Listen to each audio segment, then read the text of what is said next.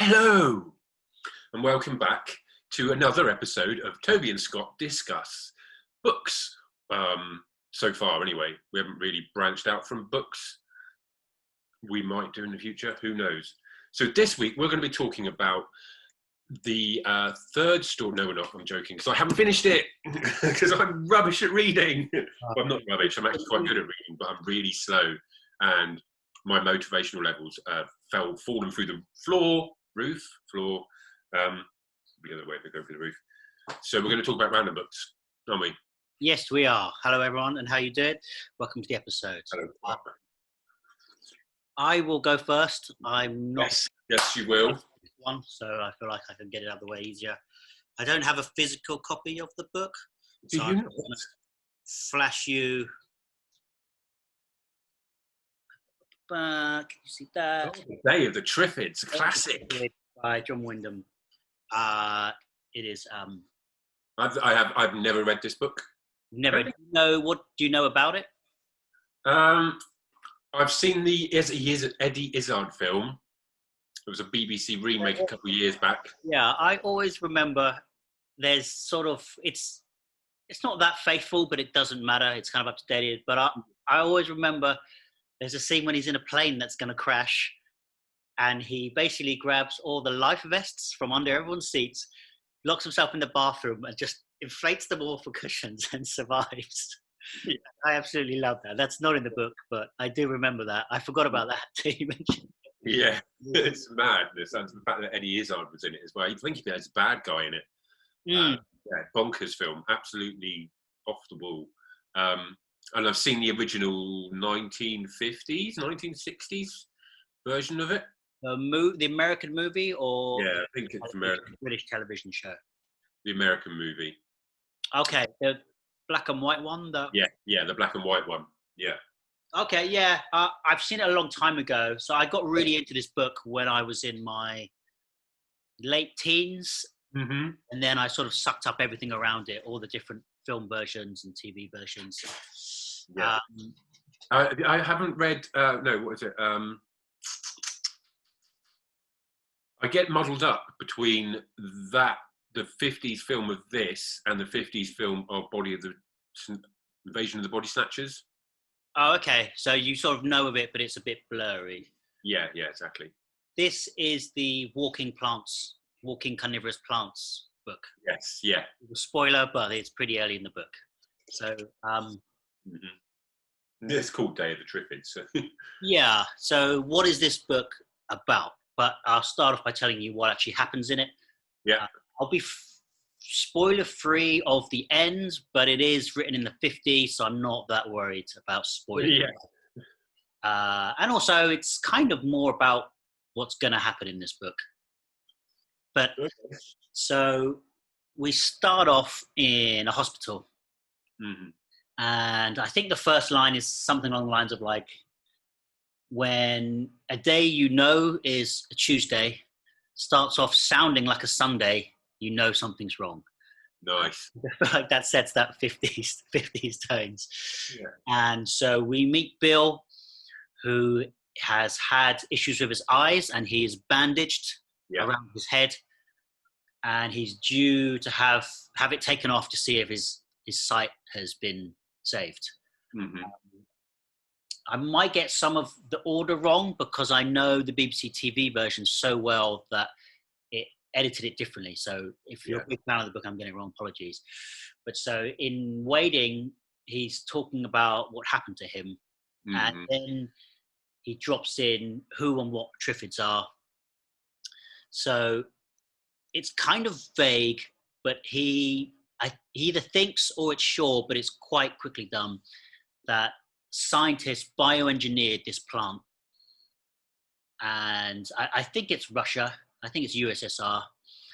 And it's a bioengineered plant, and it's under wraps, but a plane is shot down over South America that is carrying all the seeds, so they scatter to the wind. I think that's all we have for like where they are and where they come from. But then it sort of jumps to like, I don't know, a long time later when these plants have sort of managed to wrap around, but no one knows what they are. And the first example is like oh, there's this kind of huge, kind of ugly, kind of funny plant that grows sort of not like a Venus flytrap, but it is sort of a carnivorous one. It will eat birds and stuff. And it can basically uproot itself and move and sort of walk around. And which is freaking creepy.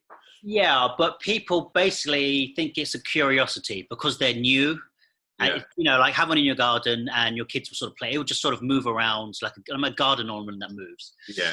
But they soon realize they hit a kind of adult age and they have a stinger.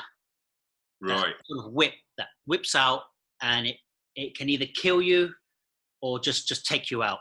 Yeah. Probably quite key. I can't remember. I don't know if in adults it doesn't necessarily. Oh no, sorry. Yeah, it kills you. An adult one can kill you.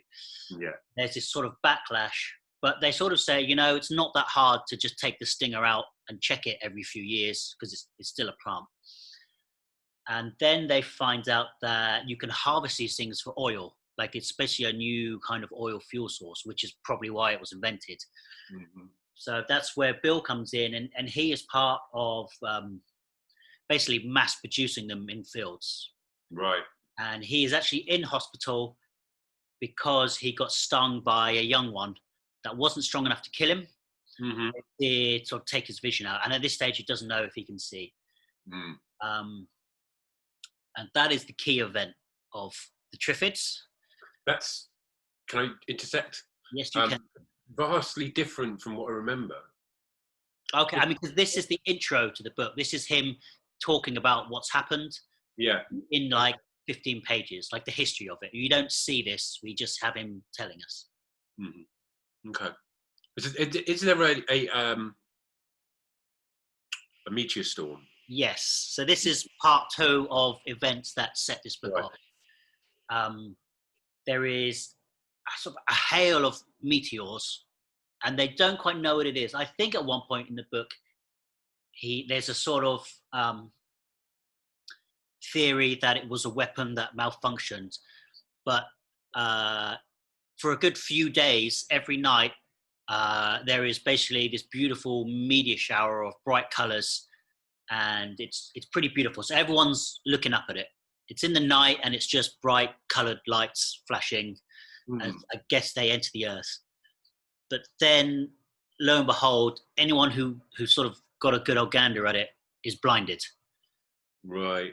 And that is the second sort of anomaly that sets this book going. So like the plant thing it's kind of very in the background. And this is the event. This is the apocalyptic event. I know we both did post-apocalypses last week, and we said we weren't going to for cheeriness, but here we are. And you know, this one stays pretty cheerful. Actually, it's not too doom and gloom, despite what it's about. So Bill wakes up. Takes a while to realize everyone is blinded. It's quite a nightmarish scene at a hospital. You know, everyone else in the ward is like, open the blinds. They just think that it's nighttime and that the blinds haven't been opened.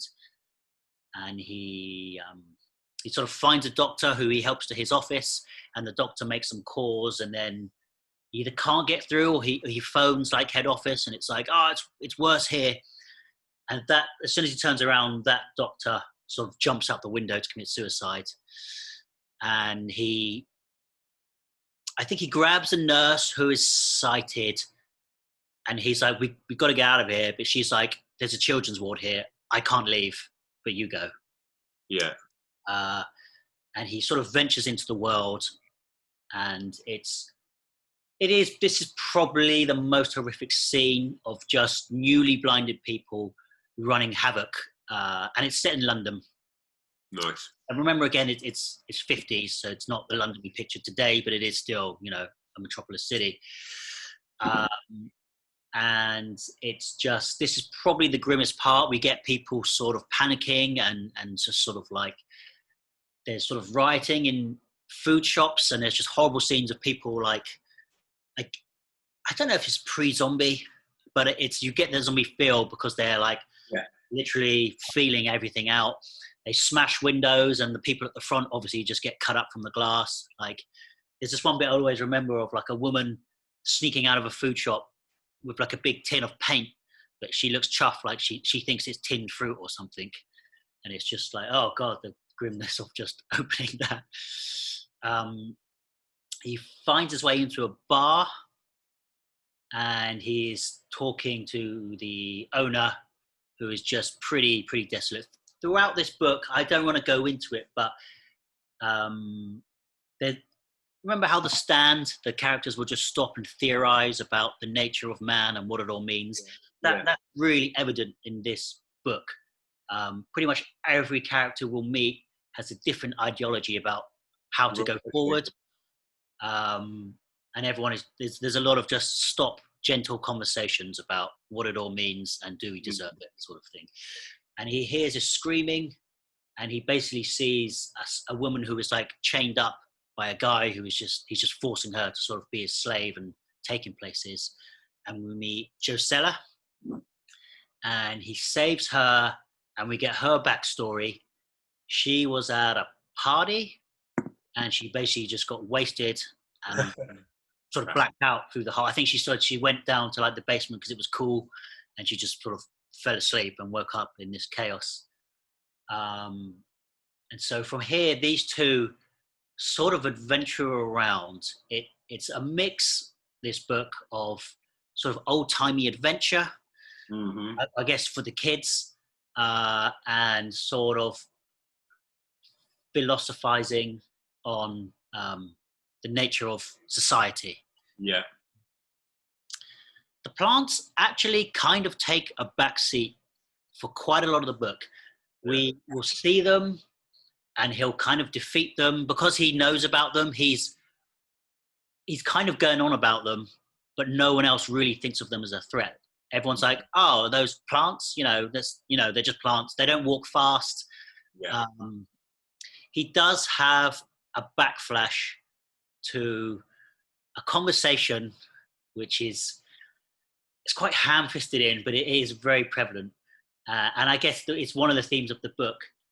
And the guy he's working with, talking about Triffids, basically says, all man has that puts him on the top is his sight.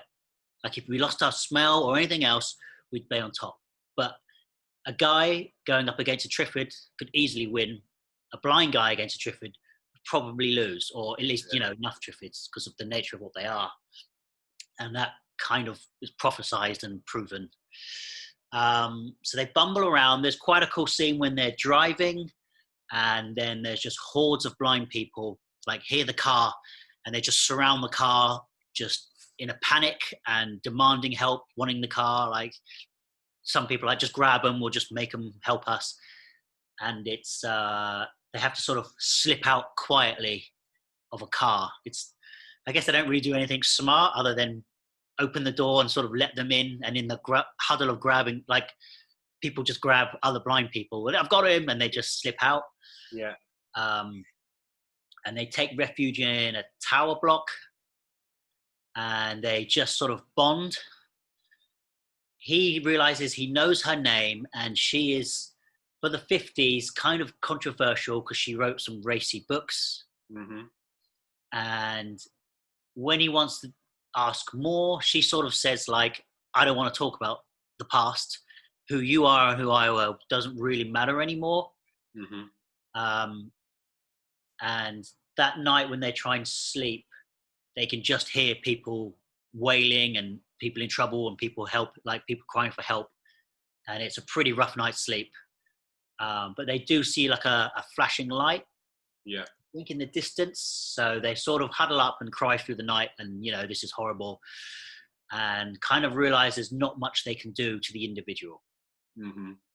So they follow the light, and then they meet the first group of people. And I'm going to kind of paraphrase the next kind of chunks, because they basically just meet different groups of people with different ideologies. They meet, I'm not sure if I'm getting the names right, but they meet Coca, who is basically militant and is all for basically abandoning the blind and only using what is useful. So he is I guess you could argue, the most pragmatic to the survival of the human race. Yeah. And in and out of the book, I guess we sway to, we don't really agree with him. He's the closest thing to a villain, but was he on the right path? Yeah. We get, I can't remember his name, and I can't read my own handwriting. We get the guy who basically wants to help all the blind people, who is trying to round up, like, for every sighted person, he's like, okay, you can take 10 blind people and find a way for them to sort of, survive. And they're always talking about help coming, but they're like, from where no one really knows, there's just that hope that there's a bunker, and there's always a bunker, or America or the next country is able to come and save them. And I don't know if it's something that they theorize or the book tells us, but more than half the world is blind. Like it's an above half ratio, because this event was like global, for the world. So they end up joining a group, and it's okay. It's a bit militantly run. Like Bill and Josella get pretty chummy pretty quick. They basically just, I don't know if they hook up, but they just say, "You're with me, I'm with you. Let's do this together. Like wherever we go forwards, it's me and you." And even on that first night in that room, they are talking about their future in quite an interesting way. I guess I can come back to it later, but this being the 50s, that post-war, a lot of marriages and relationships were like, we're just trying to rebuild post-war. And it wasn't not about romance, but it was about repopulating and, just getting together because you had to sort of do your part and get that part of your life done. They end up getting split up. The guy who, one of the factions sort of kidnaps them, and then they're split up. And a good rest of the book, he is looking for Gisela. He tries to help the blind people, but it's like there are small, like there's groups who will just sort of shoot people. So they kind of say we have to get out of London. And I guess I'm sort of forgetting about the Triffids because, like I said, they take a back seat. Every time he brings them up, people go, "Oh, we don't really have space. No one's seen one." But when they're out there, suddenly, like, there are more and more slowly sightings of the Triffids, and they're not hard to beat. You can keep your distance. He's got what's called a Triffid gun. I don't really remember its description, but I do remember it's like shooting a sort of disc, like shooting a sort of long blade that can just sort of cut them in half. Right. And they do lose a good few, especially the blind people are often prone to, because they can't see them, That's bother. And so there's suddenly a virus that is taking people out, but only really the blind people. So there's just like, they just wake up and some of them are sick. And then by the night, like most people who are sick are dead or dying. I don't remember if it's just like, it's just living in the city. It's just, we've sort of gone through a hard time and the blind people have lower immunity. I don't think they go that into it. It's just kind of something to free him. It feels to me like they need to free him morally from looking after these blind people to get on with his adventure. And he finds a little girl who is sighted. And she sort of gets her story. Her parents went out like blind and they never came back. And then her brother went out because eventually had to find food and never came back. And he just about saves her from Triffids. And then they find Josella in a farmhouse that either he or she talked about wanting to sort of go to. And I'm pretty sure okay, so we're getting to the end here, but I don't think it's too spoilery. I mean, it is spoilery, but it's almost not. Yeah, it's a very old book. We jump a good few years later. Okay. And they have taken in 2 blind people because they've moved onto their farm. And they're just trying to farm. They're just trying to find a little existence. They've got their own little family. So there's 3 sighted people and a couple who own the farm. Bill gets pretty angry because everyone is just like, oh, we should do this. No, we should do this. We should try this. We should farm like this. And he's like, I'm the only, like, you all come up with ideas, but, and then do they see a plane or a helicopter? I don't remember. But they meet the guy who wanted to help the blind people from the beginning. And he admits that he was not short-sighted, but he was going about it the wrong way. Okay. I've sort of left a bit out. They were sort of traveling for a while, and they came across like a convent where there was some there were some nuns who were like trying to look after blind people, and he decided to stay there and help them. And that's why they split up. So he finds them, and he basically says, we've all moved to the Isle of Wight. Like the Triffids have become a huge problem because they're like a weed. They've just grown everywhere. And on his farm, Bill just has these huge electric fences, and every now and then he needs to go out and just clear them out. Like he sort of wears like a big hockey suit. And so basically, he comes to the Isle of Wight. We're going to start anew. We could use a guy like you. Come join us. Yeah. They're thinking about it, and they think it's probably the right idea. They've got a little girl growing up, but without people her peers. They say, because it's an island, you can probably keep it clear of Triffids. Like the seeds will blow, but every year you can sort of certain thing. But then a military guy rocks up with tanks and army, and he basically says, like, we're the new government. We're not going to take your farm, but you're three-sighted people. That's not enough. You need at least 30 blind people, and they're kind of going to be slaves, and you're going to be like the overlords for farming, and we'll protect you, but you'll grow the food. And that's kind of how the mainland seems like it's being taken over. They don't really leave their farm much in these years because they talk about trying to get places, and there's just road blockades, and then they're shot at, and like no outsiders welcome. So like everyone's kind of just closing off their own community. But these military guys, they're just brutal. Like they will kill. They talk about killing people who don't agree with them. And they're going to take the daughter because she is young teens, and it's like, you're three-sided people. We can put her to use in the city. Mm-hmm. So Bill comes up with a plan to pretend to agree with them. They all kind of get wasted. He puts honey in their tank, opens the gate, and drives off. Right. I don't remember if it's in the book or the TV show or the Eddie Izzard one. He leaves them to quite a horrific fate because the Triffids are like zombies, like in the hundreds, and they're just sort of swarmed and stung to death. Yeah. And then I don't think we end up in the Isle of Wight. We're going to go to the Isle of Wight and society will survive. I kind of wanted to breeze through what happens in it because it's not interesting, but it's not that eventful. I have missed off, I missed off action stuff, but little events here and there. Like there are scenes of Pearl and survival.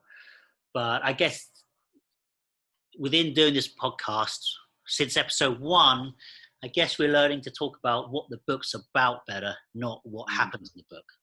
Yeah. So, anyway. And there's kind of interesting and quite a lot in this because it's post-war. So like the women, for example, don't bring much to it. Well, they do, but they're often not heard by the men. There's a scene in the farmhouse where Bill's like, why do they keep coming here? Because they're plants, remember. We see them as animals, but we always have to remember they are plants. And the little girl says, he brings them here, and points to Bill. And they're like, what are you talking about? I don't call to them. And she basically says, like, they come to noise. Right. He's like, she's picked up on it, because he farms with machinery and stuff. And he basically dismisses her until he sees it himself.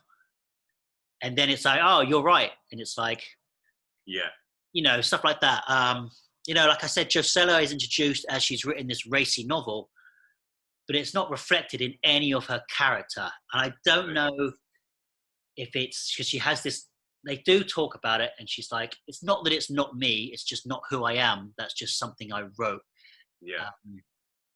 But she's there's nothing raunchy in this book. It is sort of stiff upper lip 50s. Mm-hmm. I think Brian Aldiss coined a term due to this book called like cozy apocalypse. Right. Okay. Because not that the peril is death, right? So there is high stakes, but even at its panickiest and dangerous moments, everyone kind of keeps their head. Mm-hmm. You kind of picture them. You get those images. I guess it's just out of our era of like families going on the beach, but the granddad sort of wears a suit. Yeah. You kind of picture that everyone's still making their best. And a lot of the themes are if society is going downhill when we're in a post-apocalypse and there's people you can help, like, do you? Mm-hmm. Like, what is your responsibility to society when the world is changing? Mm-hmm. Like, a lot of this book is almost wasted time testing out the different groups because none of them really succeed in what they want initially. Mm-hmm. And you could argue that, like, well, you have to do something initially because the time span is short, right? Like, then once these people starve, there's no coming back. But then one of the early factionings, the first one that they get kidnapped from, they basically agree to taking on Bill and Gisela. It's like, you're going to have kids because as far as we know, if everyone has kids, it's just this generation that is blind. Yeah. Kind of need to have kids before the blind people die off. So the gene pool is big enough and those kids will grow up and will be fine in the world again. Mm-hmm. So there's a sort of talk of like, Bill, you have to take like 3 wives because you're sighted and and it's kind of brutal because it's like blind women can contribute to society, blind men not so much. The amount of effort to teach them to farm and do things is pretty tough. Yeah. Okay. So they quickly find, and there's some of these groups are just like, shut it, blindy, and just like punch them and dismiss them. Whereas the groups who try to like give them function and they are still human, they also fail because I guess they're just a bit naive. Mm-hmm. I don't know too much. Like I've never read any or seen any films about newly blind and what it takes to adapt. Everything I have seen is I think there was a documentary on a photographer I watched, but it wasn't about how he coped afterwards. It was about slowly going blind and what that means. Right, so I guess there is, who's the author? Jose someone, sorry, but he wrote Blindness, which is about a world that wakes up and there's a disease and everyone goes blind. Like, oh wow! Have you read that? I haven't read that one. I've seen the film of that one. It's pretty brutal because they are put into a hospital prison because at first it's not everyone, and it just descends into quite chaos. And I think there was a big backlash, or a fair-sized backlash from the blind community or people who are blind, saying like, there's scenes in Blindness. This is of like, because there's one-sided woman who sneaks in to look after her partner, and it's just like people are just like pooing on the floor. It's just like dirty and horrible, and the community is just like, if we went blind, we wouldn't lose this sense of cleanliness. Yeah. It would be hard, but it's like he took it too far too quick. Yeah. But so in this book, like, we never actually follow a blind person. All our lead characters are sighted. We stay with it. We know we get like some snippets of people and the elderly couple at the end, but we basically follow Bill and when he's with Gisela. I did some research, and I guess it's interesting that I didn't realize the DNA strand as we know it mostly significantly was discovered in the 50s. Okay. And this book is, the Triffids at least are sort of like bioengineered. And I guess there were fears, when something new comes out like this, when CERN was, people talked about like, wait, they're going to open up a black hole on Earth, and yes, yeah. The early simplistic theories, once they go out, are kind of terrifying to the world because, we think they're instantly limitless. We sort of think, when Jurassic Park, I'm pretty sure Michael Crichton became a professor in bioengineering and genetics and stuff because of how much research he did in his book. Or he wrote the books because he was already a professor. I'm not sure, but a lot of his books have, at least at the base, some hard science. And not that it's possible, but it could be possible if that makes sense. It's not magic, or it's not. He didn't make up a machine that just does it. He took the technology and the knowledge we have, and I guess he just overreached it to imagine if.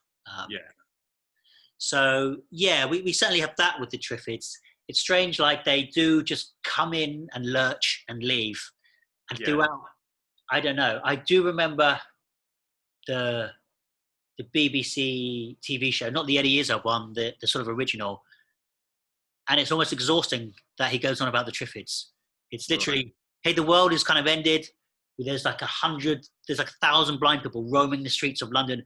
Have you got any Triffid gear? What? Well, there's these plants. Like, well, don't worry about that.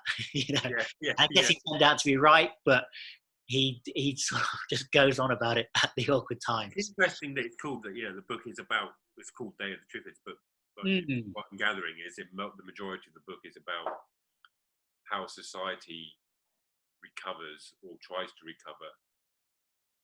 Yeah, I mean, like I said, like with that conversation, it's like, is it Jurassic Park had the same tagline? Like, what if there's a new, is it alpha male? I think a lot of things deal with this, right? With alien stuff, like, what if we're not the top of the food chain? But this doesn't do it necessarily in a big bang, this monster's going to eat you way. It sort of does it in a quiet way. There's not something that is put above us. We're moved down a rank, if that makes sense. He is a sci-fi writer. I always sort of wondered if he came up with the asteroid and didn't feel like it was enough, or because he was a sci-fi writer, thought, I need some sci-fi elements in this. And so the Triffids came. I don't think that is the case. I think this came from a short story that was successful in a magazine and then extended. Right, okay, that's interesting.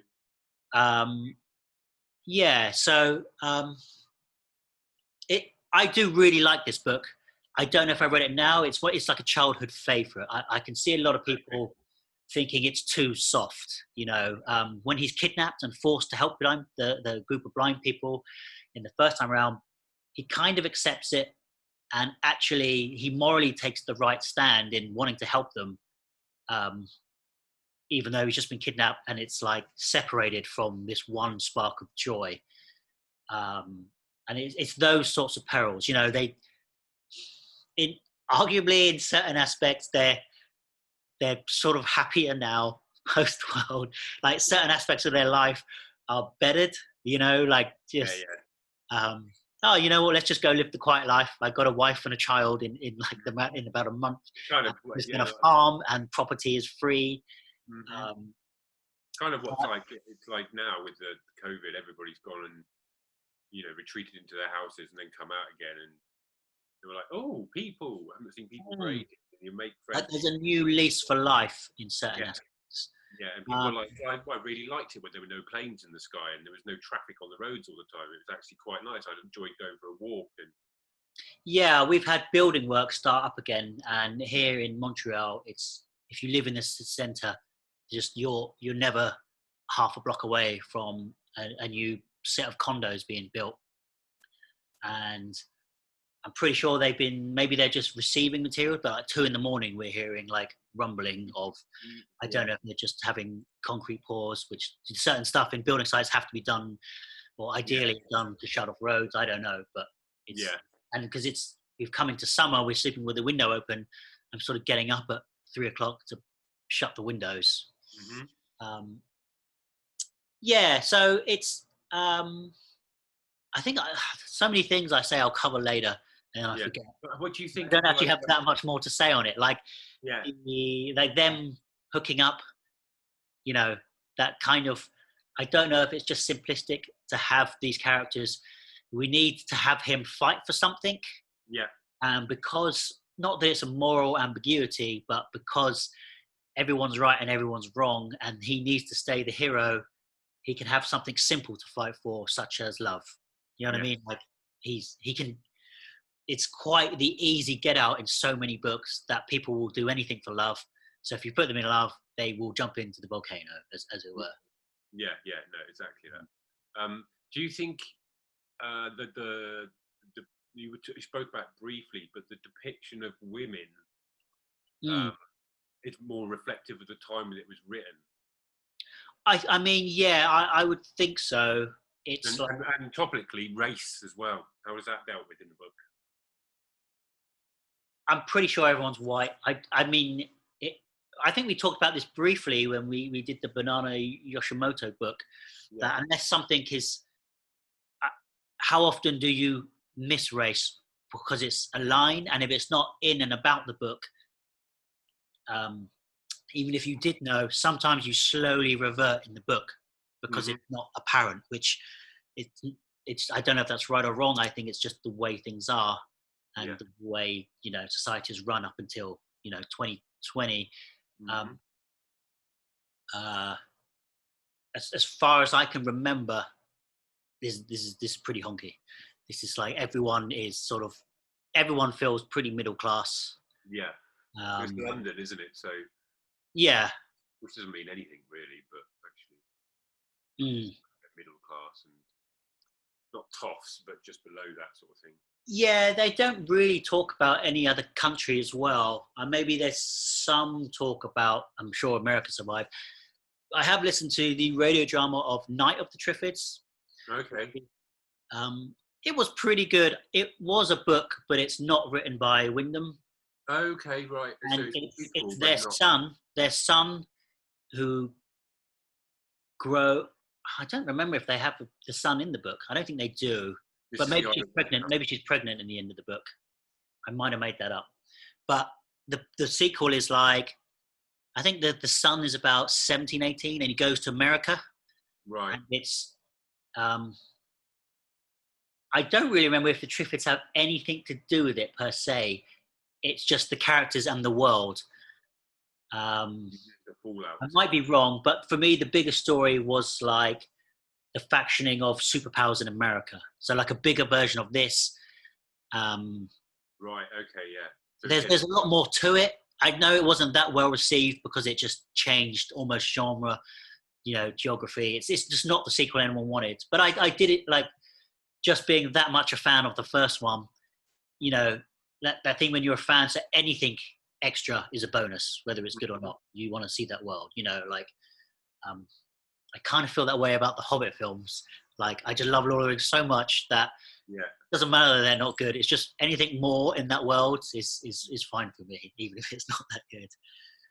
I mean, this is like a 9 out of 10 for me. If I read it now, okay, that's good. Because I guess when I first read it, 16, 17 maybe, that the adventure and I think, like I said before, I do like books where the world becomes a big playground. Yeah. And this is one of those because it sort of empties out fairly early. It has many parallels, I think, with 28 Days Later. Yeah, that's absolutely. I think they're not shy about that being their inspiration. That opening scene, waking up in hospital.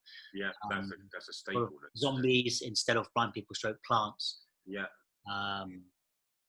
Traveling. Yeah. I guess I would almost see that as a modern retelling. Yeah. Exactly. Especially with the military factions, the girl, the boy, the lead, and then the love interest, then the little girl. Yeah. Especially walking around. Haven't they? Like, I think there's a scene where he walks across London Bridge and notes and how it's empty. Yeah. I don't know. Like, you always say we want to talk about the themes, and I don't know if you could take the blind people for immigration post-war. Yeah, possibly. It feels like a reach, But I guess if you knew more about it than me, you could put a stronger argument, whether it's a strong one or not. There is that, like, you are a lower class citizen, you have less to give. I mean, I guess it would be sort of easy to say this is a statement on disability rather than class. But it feels like it's got more elements tapping on like capitalist and social. And the different approaches to ways that society can work and function, and the failure of all of those under the circumstances that they're finding themselves in. Yeah, to an extent, I think. Yeah, absolutely. Probably more of a commentary on that. Yeah, or just like, at what costs are you willing to keep society running? And survival. When do you take in change and let go of the past? Because I think Bill talks about, like, they need to learn to plow, because the world probably doesn't know enough about machinery. Like, there's books, but you have to learn from books, because the little he knows, he's got to pass on to his son and more, and they have to learn quick, because how many generations will information be lost? Yeah. In this sort of pre-internet world. You don't get a sense that everything's burnt to rubble, but I think there are every now and then it is like, the city is burning, like there must have been a fire that caught. But it's just this interesting thing of, like, if you have a chance to rebuild society, we're going to have to do The Stand one day. That's kind of heavy on this. I don't know. I think we'll wrap that up. We're trying to keep our podcasts, our episodes, to not too long. I repeat the same themes, but a thoroughly enjoyable book. Not that it's not mildly problematic. I don't think it is problematic, but it could be seen in a modern day and age if you want more from overall round of characters from everyone apart from the lead. Yeah. Would you say that a similar era book, I believe, like I Am Legend. What do you? Because I really like I Am Legend. I think I Am Legend is an amazing. Yeah, I was tempted to do that. I didn't really prepare for this week's in advance, so I just thought about books I know well enough to do it without checking. But do you think there's which just like a spitball question? Which one of those do you prefer, Triffids or Legend? That's a hard question, because I think they come from very different sides. I feel like I Am Legend is probably the better story, but I think I enjoyed Day of the Triffids more. Like you, when we did the Dark Half, it's just the fond memories are quite overpowering. I'm pretty sure I read around the same time I Am Legend. I think that's the era the age I started looking back and realizing that, the old stuff is just as good. I don't think I wasn't really deep at that age, so it wasn't like I could read it and appreciate science fiction. War of the Worlds has been shaped by these books. But sort of now as an adult, you can. Like we talked about 28 Days Later. I think last night there is quite a vague manga series ish, and I don't know if someone has just said no, there's a manga series where cactuses come alive and take people, or if the actual creators were a fan. You know what I mean? I don't know if they came up with something and someone said this is similar, or they were actually a fan of that and took it on their own. Which do you know which came first, War of the Worlds or Day of the Triffids? I would have thought War of the Worlds. That feels very familiar today, similar to Day of the Triffids, with the slow-moving things from outer space that sort of creep along and wreck everything. I'm sure War of the Worlds, actually. That's like pre-war, no? Yeah, probably. Probably give it a quick Google, but I don't want to slow the cast down, so I won't. I think all those three very sort of familiar or similar sounding, maybe because they're from similar eras and whatnot. But I remember reading War of the Worlds and just being, and that was probably one of the oldest books I read. It was just gripping. It's a strange. I do remember when Spielberg was making a movie, and it was just like talks. I just pictured it being Victorian and set in Woking. Like, it's set in a town near me, where I live back home in England, and there's a statue of a big old Triffid because, nod to the writer. I'm not necessarily disappointed that it was a modern setting, but just like, what's the point? You might have done your own alien invasion. Yeah, I liked the idea. What I liked was the difference, like you're saying, with the modern one, it was cars and everything, but when in the book it's all horse and cart. Yeah, it is a very slow. How they get away is horse and cart. And you're just like, fucking hell. And I guess it's cannons, wheeling the cannons across the field to try and take down these alien ships. You're just like, you just stand no chance. The Orson Welles radio show played really well because I do remember in War of the Worlds. In fact, we should read that. It's pretty short, right? Maybe read that. Yeah, it's just really like, there's just scenes where it's like radiographs, like, trouble has been taken. Yeah. Like this slow feel of taking village by village, rather than that famous the Americans thinking it was real when they tuned into the radio station. And yeah, absolutely, it was sort of recorded as live. It wasn't really a drama. It was as live news reports and breaking news. So they would play a song and break that song. People just tuning in ran for the hills. Yeah, it's brilliant. That's almost the. Is it the Millier brothers who shot the train coming into the station and showed it in the first cinemas? People got up and ran. Yeah, the radio equivalent, right? But Blair Witch as well. If you think of like the social media marketing behind Blair Witch when that first came out, the very first found footage film. Everybody, I remember when that came out, I was sat at a friend's house and his dad turned to me, and when I was talking about it, he goes, "Oh, that's real. That's actually the footage they found." And I sat there like an 18-year-old going, "What? No, it's not real.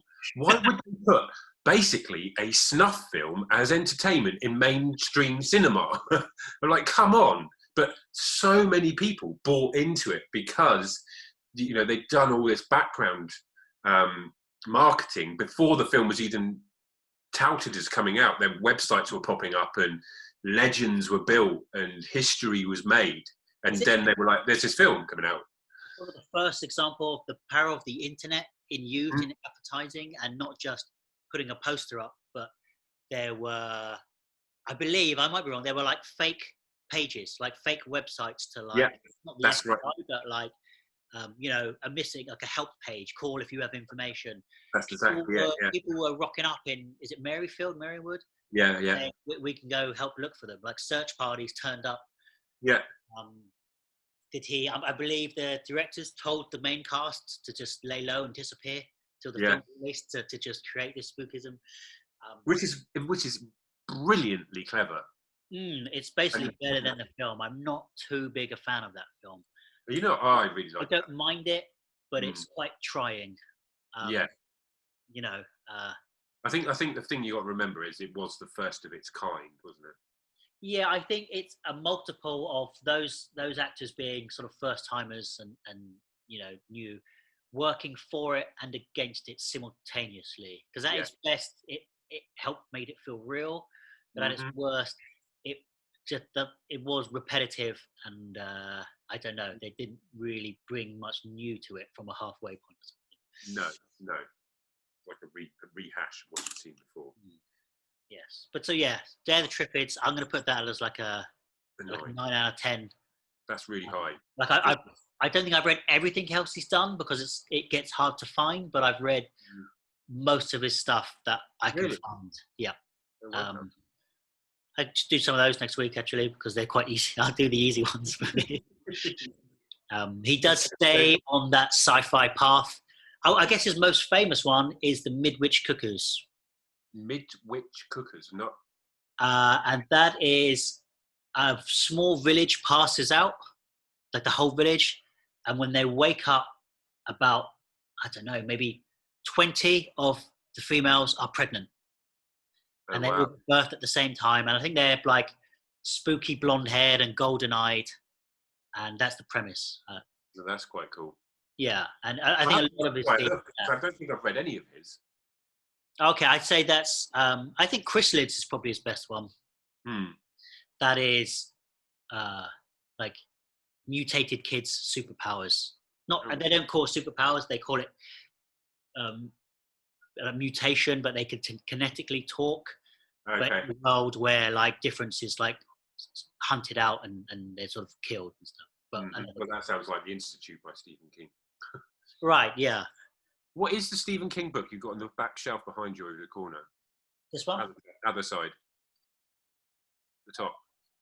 This is Night Shift, which Okay. is his first short stories collection, which I haven't read. No. Yeah, cool. Okay then, so all right, Toby, what do you have for us? So my book, I read this many years ago, probably the year it came out, so that would be 2013. So it's been a while. I did some brief research into just to re-jog my memory about what it is and get some character names and stuff like that. So I'm not going to go into too much detail because I can't remember all of it, but I do remember it being a really good book with some interesting problems when it comes to reading it. So I thought it'd be an interesting one to talk about. So the book I am going to discuss today is The Shining Girls. Okay, The Shining Girls by Lauren Bukes. Yeah, Bukes. The Shining. Is it The Shining? Yeah, The Shining Girls by Lauren Bukes. So yeah, this is what we're going to talk about. So Lauren Bukes is obviously an author. She has several books. She's South African. Most of her books or all of her books up until this one, were set in South Africa. This one's set in Chicago. It was released on 25th April 2013. It was just a little few facts. It was shortlisted for the Crime Writers Association of Goldsboro Gold Digger Award. I don't think it won, but it was nominated, so that's a good thing. The Gold Digger Award. Yeah, Goldsboro Gold Digger, Gold Dagger, not Digger. Slipped there. And some of her other books, Moxieland. Have you read any of Lauren books? I'd have to Google it. Did she do one about a kind of serial killer that takes the head off a deer and sticks it on a body? I'm not sure if it's her. I'm not sure if I have. Then she released, her first book was Moxieland, then Zoo City, Shining Girls, Broken Monsters. So maybe I've read Broken Monsters. The name is certainly familiar. That title is familiar. Yeah, I've got that here. I haven't read it, but I have got it on my list of ones to read at some point. But yeah, so this one is about a serial killer in 1950s. Right, no, it's 1931 to 1992 Chicago. Okay, so it's quite spans time. This one. Yeah, it spans time. So we start. I'll give you a brief overview of what happens without going into too much spoiler details. But there may be minor spoilers, so warning. Well, yeah, go as far as you can without spoilers. We'll give a warning. We have two central characters in the novel. The first one we're introduced to is Harper. And now he is a guy, like a drifter, who is drifting and ends up in Chicago, and breaks into a house to, I think, look for drugs or money or just somewhere to stay and all that. So he breaks into this house and looks derelict. When he gets in, I think he kills an old lady to get the key to the house. Gets into the house, and then there's a dead body in the house that's been there for a while, like decomposed and properly rotting. And within the room that this dead body is in, that Harper finds, is a load of little trinkets that belong to people. So like, what's it called? Birth control tablets, like a brooch, like a hobby horse. These sort of just little trinkets that don't fit. What time zone is this part of the book in? I believe that is towards the beginning of when it's set, so around the beginning, like 1931. Okay. Like. But it's clear that these trinkets don't really fit to that time period. Like some of them are using like the prescription pills. Like at that period weren't as prevalent and didn't come in the packaging that these are in the room. Like the hobby horse is made from substances that aren't as prevalent as they are now. Right. So that these things look out of place. They're not right.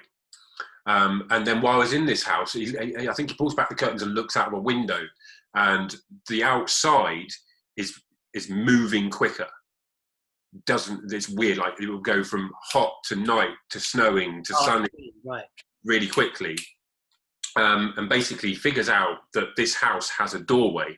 Now, a little bit for our viewers, I love stories about secret doorways, or wardrobes that take you to different planets or lands, and things like Narnia and what's the Neil Gaiman one, Neverwhere, or thing, like just a portal or door that just shouldn't exist and takes you somewhere. This had that. So this guy's in this house, and he opens this door, and he's able to step out of the door, and it will take him to a different time period in Chicago. So he can go to, like I said, the spans 1992 to 1931. So he's around when they're building something, and he stood in the foundations of this building that they're starting to build, and he goes time travels, and then he can get the elevator to the top of the same building on the same day to see the view and that sort of thing, and take it all in. So that's quite interesting. So that's Harper, and he basically is our serial killer. Right. He's a nasty piece of work, like just rotten to the core. But we don't know why. It's never really explored as to why he is what he is. He just is. He just functions to kill people. And what it turns out that by traveling, by using the house and traveling through time, he develops this ability or skill to seek out certain women that have the shine, if you want to call it, or the shining girls. So there are, when I was reading reviews, there was a lot of reference to how Lauren Buke's skill is to rinse from Stephen King the idea of a door that takes you somewhere, 11/19/23, whatever it is, which is the JFK version. And then there was another writer as well that I can't remember what it was, but basically she pinches lots of ideas from other people, takes them, and then makes them her own, which is going back to what we were talking about I think 2 weeks ago, when we were discussing, like, there's only one sort of type of story, or a certain amount of type of story, and then it's just a rehashing and retelling in your own voice. So that's what she does really well in this. So this Harper develops this skill to seek out women in time periods that have this shine, or this special ability, this glow internally, that makes them just slightly, in essence, exactly the same as Danny Torrance with the shine, special abilities, psychic abilities, and all that sort of thing. Although it's never really explained again what it is, they just have it. They exude it like an aura that glows yellow rather than purple and blue or something like that. And by killing these women, he takes in that spirit. Is it kind of like Highlander? Yeah, in essence, a bit like Highlander. Yeah, that's a good way of putting it. So he goes, and we basically join him in several chapters. And this is one of the parts that I found most difficult about reading this book, is every chapter starts in a different period with a different person. So Mal, in 29th of April 1988, is one chapter. And then you've got Kirby. If we jump to later on in the book, it's Kirby again. So you've really got to keep an eye on the chapters that you're reading in to tell you who you're reading about and where they are. So like there's Dan, there's all sorts of different characters that pop up. And at first I was just like, what on earth is going on? Well, 1 minute I'm reading about Kirby, and the next thing I'm reading about a woman who could be Kirby, but I didn't notice the chapter heading. So it's a good idea to keep an eye on the chapter headings. Pay attention on this one. Yeah. But eventually I got used to it and how it worked, and then it all became clear. But at the first sort of 100 pages, I got very confused and a bit perplexed as to what was going on. But so Harper finds this house, finds this door, finds these women, kills them, sucks in their abilities, and takes a trinket with him. and leaves him, and then starts putting him in the house with all the other trinkets. He never actually moves the dead body in any way. It just it's done its thing, decomposed, and is sitting in the corner of the room, just rotting away. And then he jumps into some period, I think September 9th, 1980, by the looks of it. Yeah. Oh, hang on, what's this one? Yeah, well, we'll say 1980. He basically goes on the hunt for this woman called Kirby, which is one of the Shining girls. Mm. We've already witnessed him kill someone in the previous era, in a couple of earlier chapters. And we join Kirby while she's out for a run with her dog. And he captures her, drags her into the bushes, stabs her, cuts her open. And just as he's about to finish her off, the dog comes in and just trashes him and gives Kirby enough time to get away. So she's like... She's not murdered, she's just attacked. He's survived. He's the only person out of all the girls that he's killed throughout the years that survived. So she makes a run for it, holding her intestines inside of her, all that sort of thing. So it's really quite graphic. Some of the deaths are horrific. Sounds quite gruesome detail. Mm-hmm. Yeah, she does that really, really well. And what Harper likes to do, the serial killer, is to, once he's committed the crime, to then go back to the house and jump forward in time, go back to the scene of the crime, and then have a wank over it. Lovely.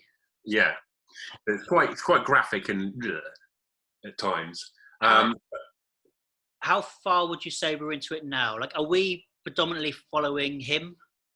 We're predominantly following him in the early chapters until he meets Kirby, and then once Kirby survives, we start to follow her. So Kirby survives this horrific attack. Harper disappears back to his time, and Kirby then survives, gets fixed up, grows up, gets a job as a news reporter, and starts to investigate what happened to her to try and find this guy. Okay. So and then starts to make connections with killings and deaths that had happened many, like 20 years, 30 years, 40 years before, that have all got extreme similarities to the way that... It's the MO of her. Yes, exactly. So it's this impossible killer versus this impossible survivor. And there's this cat and mouse thing where she's trying to find him.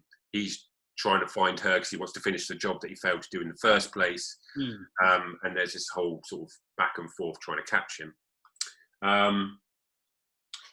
I think the character of Kirby, she's again a very strong female character, even though she suffers this horrific attack, the way that she comes back from it and then goes on the hunt.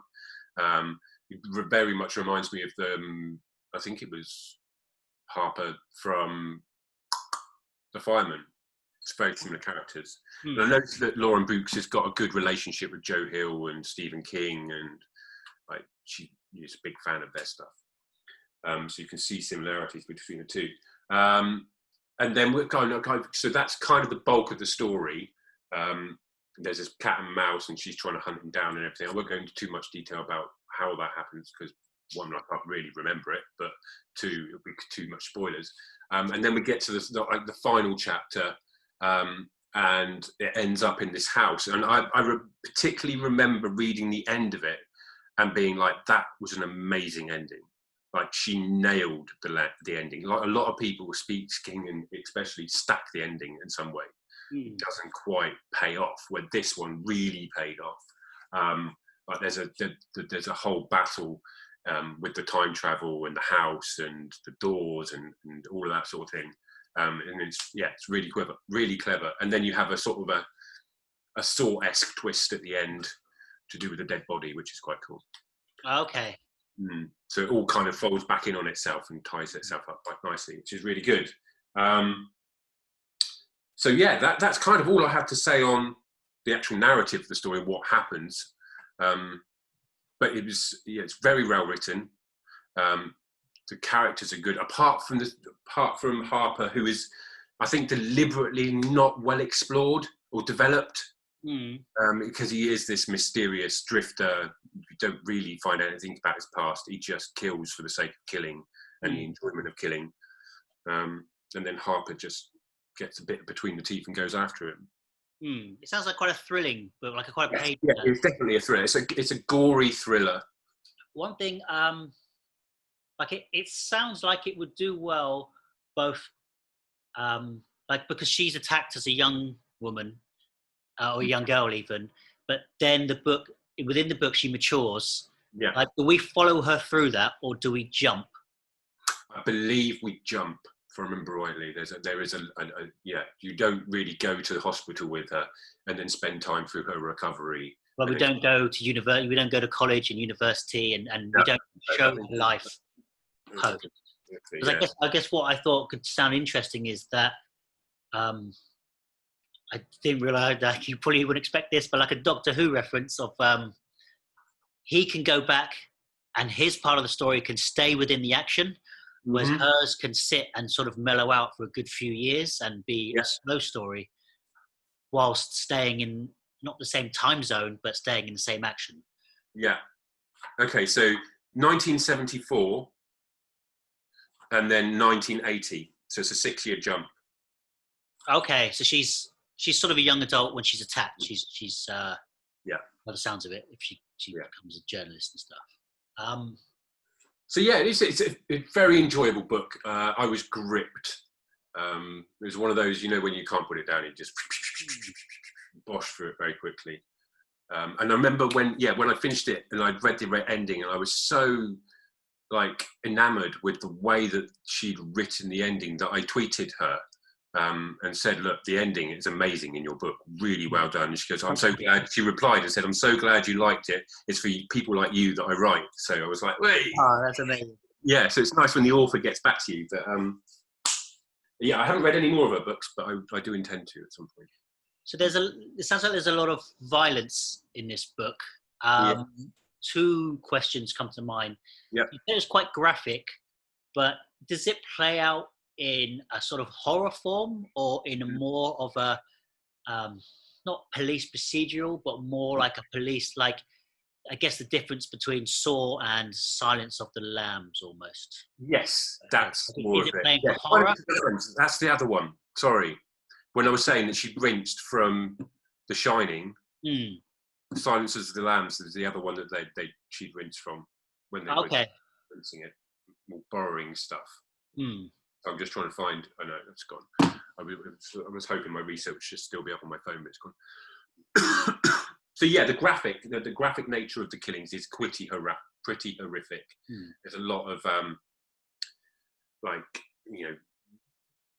insides becoming outsides and squirting all over the insides and all that sort of thing. So but all of the victims are girls? Yes. Because they're in recent times, I guess this is more of a sci-fi book and it is written by a woman, but there has been a sort of anti-violence in women in books written by men. I can't remember who it was, but it was some Guardian article, and they sort of say, what's the book you wish you wrote? What's the most overrated book? And I think when it came to overrated, this author said it was The Girl with the Dragon Tattoo. And he sort of said, to make, why do we have to have violence against women to make the male characters stronger? And I guess there's I believe there's an award out now for this. I'm paraphrasing. I think I've got it wrong, but something along the lines of books that don't have detective books or crime books that don't have violence towards women. Right. Yeah. Whole sort of push for it and categorizing. So how do you think that applies in this book? Because the female character, the central character, is a female. But I guess what people are saying is, is it necessary? Why is it the girls? I mean, this is written by a woman and it is science fiction. But how does it feel within the book? Is it noticeable that all the victims are women? Is there a reason within the book? Not that I can remember. I can't remember there being a given reason for why it's just women. There is a chapter called Dan, but I think that might be the assistant that she ropes in, her friend. I'm not 100% certain because I can't quite remember. But I think, the majority of people that die, if or all of them, apart from certain people, one or two, are women. And you said she's South African, right? Yes. And this is like a country, and Cape Town is a so the high level of crime. She couldn't set it in South Africa was because the time travel element going back to South Africa in 1937 is not the same as jumping back to Chicago, like the playground. No, right. Yeah, absolutely. Does the book ever go forward in time from when it's written? Like it's set now and we go back in time, but we never go into our future? No, it's always, it caps off at sort of... like when the book is written. Yeah, I can't remember when it caps off. 1992. The years it goes to, does it feel like there's a significance for those? Like when she wrote the book, she had to backtrack to how old certain characters would be. She was very well. The book was very well regarded for its an in-depth study and knowledge of Chicago of that time. Okay, so it uses. So she's done a hefty amount of research, and apparently, from what I remember and have read, the time periods lend themselves quite nicely to having this serial killer that's able to jump through time. So like the juxtaposition about stalking someone in 1980 versus stalking someone in 1930 is quite nice. What did you say the other book she wrote was? Monster Maker or Broken Monsters. Broken Monsters. So and Zoo City. I don't know if this is a pointless thing because I'm not sure, but I'm pretty sure I read that, and you do know who the killer is pretty early. Like I think it's going to be a whodunit, and then we fairly quickly move into this guy's head, and it sounds like you start off like there's no kind of whodunit. No, it's the first chapter is with the serial killer when he bonks off the old woman and pinches her, in essence. But not just like that. We see him kill him, but we know who he is. This. How, like most people, well, not most people, but a lot of murder mysteries would try and keep suspense for a certain amount of time. But she really seems to, that's not what she's going for, is a sort of whodunit. Yeah, it's very, the central question is how the hell is this killer in 1937 and in 1992 able to do... So can the Shining girls, can they time jump? No, they're just girls that have just something in them, but they can't use that something. Okay, and I think you did say, but I kind of blipped it. What is the time traveling mechanism? The door. But it's one door. You go in and out of it. I guess the interesting thing you said was that he can go like to the bottom of a building in his era, jump to the future when there's like a quick lift, take the lift up, and then go back in time. But so that door, it's like any door, he can make any door. If I remember right, it's just the door in the house. So, so it teleports him in space as well. Like it's I think so. It's like, I can't remember exactly how he chooses where to get off. But so like every time he goes through the door, is he in the same space? No. Is he in the farmhouse? If he steps out of the front door, he's in the street that's outside the front door, but in a different time period. Okay. Go back to the house at the end of every killing. Okay, but it can take him places. I guess I'm confused how like he can get in and out of the elevator, for example. Well, he's exactly, always in the same house. Yeah. So say I went out my front door and went to a new building that's being made now, and it wasn't finished, and then came home, shut my door, said I want to go 2 years from now, open the door again, and then travel back to the building so like the building would have been finished, and then you just go in. Oh, okay, I see. So you always have to start off at like 0 point and just make your way there on foot. Yeah. Okay, I see. I think I just got a bit confused that he could sort of turn any door. Yeah, no. Okay, I see. So there's quite a lot of like gruesome violence, but is there action done well, like tension? Yeah. Well, like I said, the end sequence is all action. Okay. And some people have argued that it's a bit silly and ridiculous and falls apart, but I didn't see that. I thoroughly was just breathless reading that last couple of chapters, because you follow Kirby and her hunt for this guy, and she finally got him. It was, one thing I find about action books when the action goes on too long is that I lose my place in the action. There's an example, I can't remember what it's called. It's whoever wrote the Rambo book.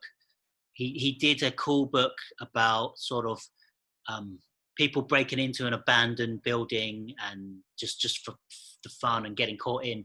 And the last quarter is action, but it gets so heavy and goes on for so long.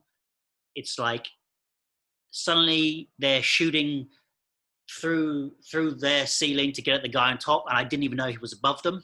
Right. Okay. Yeah. And it's you sort of read quickly and move on, and you kind of say it doesn't matter.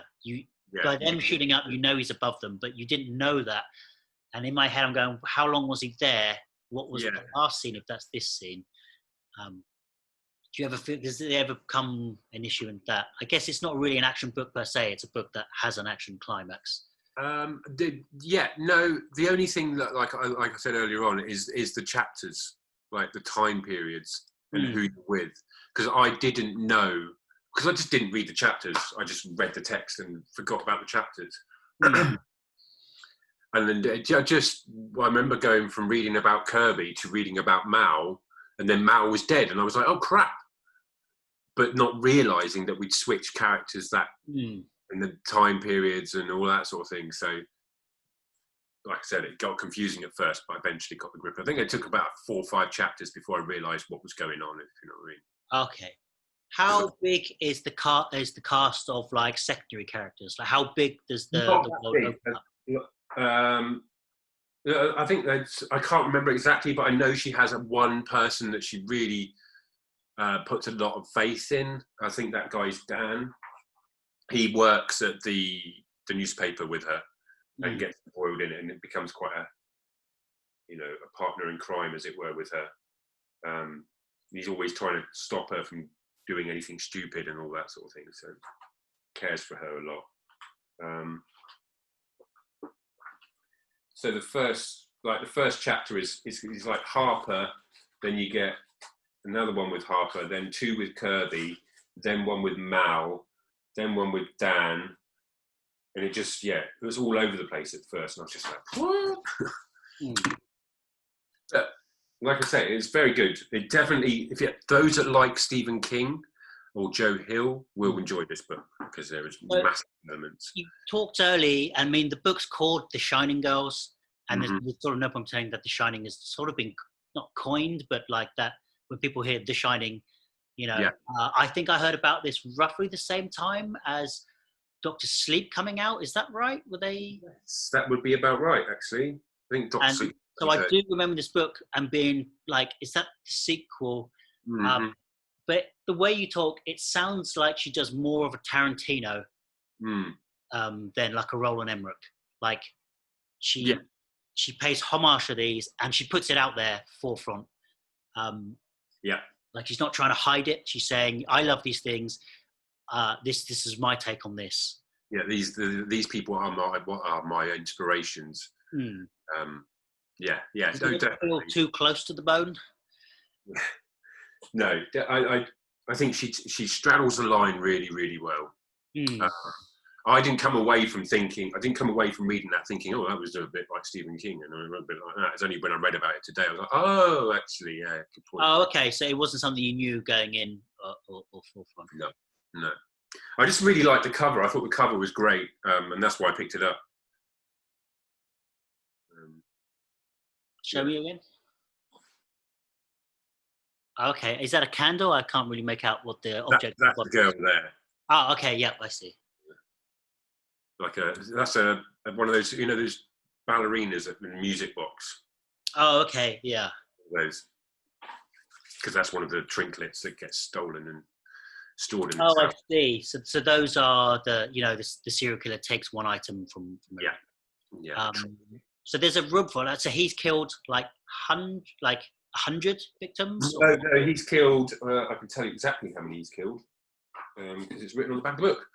1, 2, 3, 4, 5, 6, 7, 8, 9. So there's 9 Shining Girls that he kills in the book, and Kirby is the 5th one that he. Okay, so bio. Okay. It's really good. I would highly recommend it for anybody that is a fan of Stephen King, Joe Hill. I would give it a 8. Okay, yeah, you seem like it was quite a thrilling, enjoyable ride. Definitely. Yeah, that's about it. I think all I've got to say on this. The Girl Who Wouldn't Die, Hunting a Killer Who Shouldn't Exist. Nice strapline. All right, well, wicked. Calling that an end to this episode? Yeah, I think so. I don't think, like you were saying, themes, to talk about themes from books, like what is the theme of this serial killer? It's really hard to define. I don't know. I guess one question was going to be, because I listened to a podcast about what happens afterwards, assuming she survives, do you believe she goes on to live a happy life, or is it this is too defining? Whether the book implies it or not, there's quite a depressing existence for her for the next 10 years to get over this. Like, what happens next? Yeah, I don't know. I don't think it doesn't really touch on that, if I remember rightly. I think it just ends with the main guy, with the battle, and then that's kind of it.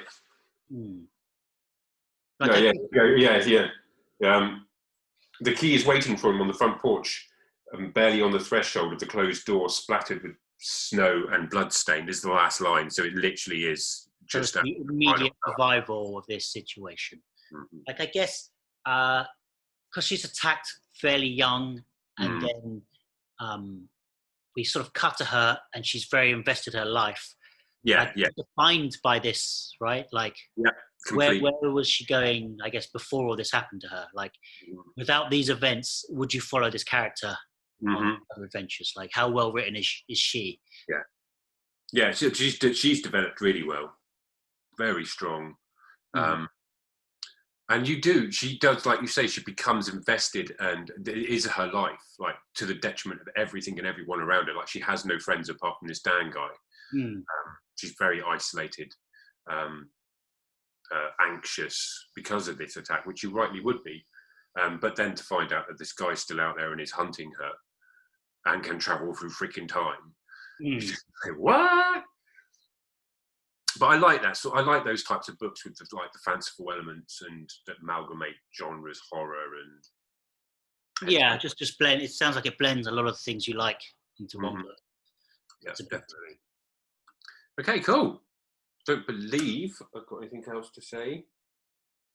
Oh, the rights, just for a little Easter egg, were bought up by MCR Appian Way, which is Leonardo DiCaprio's production company, in 2013, and he hasn't done anything with them. So. Oh, okay, yeah. I think that's quite a prevalent thing of, companies buying up the rights quickly because it's doable, but going into action or just holding those rights, right? Yeah, exactly. Which is an odd one, but I guess. All right. Well, thank you for watching and listening. Yeah. Leave a like, leave a comment. Do you agree, disagree? Cry bell and all that bing. All right. Until next week. Yeah. Yeah. Keep on reading and buy from your local library. Oh, that's nice. Keep on reading. That's our sign out. All right, wicked. Bye. Bye.